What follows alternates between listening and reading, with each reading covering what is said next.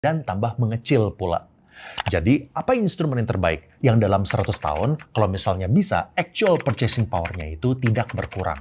Mungkin lu bisa jawab misalnya kayak saham, emas, atau properti. Tapi menariknya, apapun jawaban lo, semua aset di dunia ini bakal ketemu sama satu dilema besar, yaitu setiap kali harga asetnya ini naik, orang tinggal menciptakan aset itu lebih banyak lagi. Investasi saham bisa kena dilusi rights issue. Investasi tanah, orang sekarang bisa buat reklamasi. Investasi emas, kalau harganya itu naik terus, bakal ketemu market equilibrium supaya penambang itu bisa keluarin modal lebih gede lagi buat gali lebih dalam atau invent teknologi baru buat bisa meningkatkan jumlah supply emas. Dalam kata lain, karena dilema ini, aset-aset ini semuanya nilainya terus menurun. Mau itu emas, properti, saham, kecuali Bitcoin.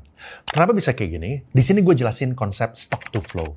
Stock to flow ini adalah perbandingan antara stok yang ada saat ini dibandingkan dengan jumlah yang bisa diproduksi setiap tahun.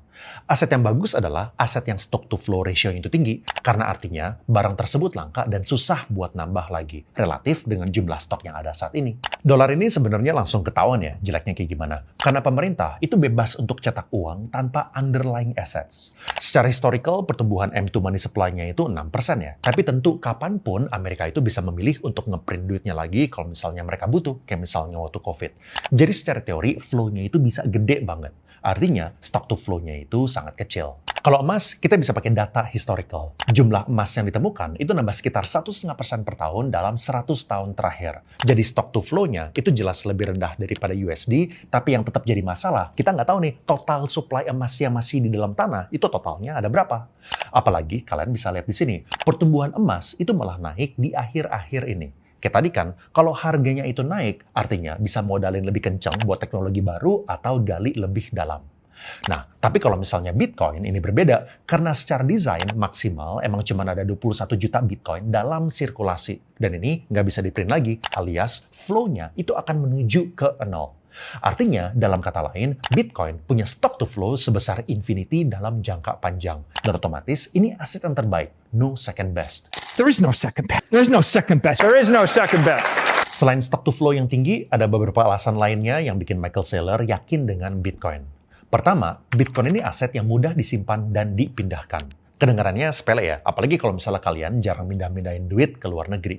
Tapi kita harus bisa bayangin use case-nya. Yang paling gampang itu buat negara-negara yang bermasalah dulu deh. Misalnya dari Argentina, Venezuela, Turki, atau bahkan misalnya yang awalnya itu nggak bermasalah, tapi tiba-tiba ada konflik kayak misalnya di Ukraina, Rusia, dan Gaza. Apa alternatifnya? Kalau misalnya nggak punya duit, mungkin emang nggak ada masalah ya. Masalahnya itu yang lain. Ini kita ngomongin yang punya duit.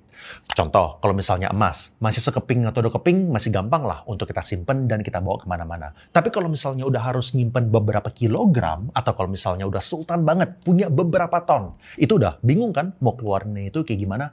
Bisa disita negara, bisa kena pajak yang gede, bisa dicuri orang, bisa nggak dikasih bawa. Contoh lainnya itu mungkin kayak properti. Jelas properti ini nggak bisa kita bawa kemana-mana ya. Apalagi kalau misalnya di situasi darurat kayak misalnya di tahun 1998. Nggak liquid kecuali kalau misalnya kita jualnya itu semata kaki. Emang saat ini Indonesia atau Amerika itu negara yang stabil. Tapi kalau misalnya kita ngomongin konflik, apalagi Black Swan events, ini terjadi di momen yang paling kita tidak expect. Dan jangan lupa, dalam 100 tahun yang terakhir, kita udah melewati 2 perang dunia. Lalu, lihat aja misalnya US dollar. Kalau yang namanya fiat, itu masih ada penengahnya. Jadi waktu Rusia serang Ukraina, Amerika itu juga ngeblokir lebih dari 300 miliar dolar aset-aset orang Ukraina. Tiba-tiba, orang-orang yang paling dekat sama Putin itu duitnya di-freeze.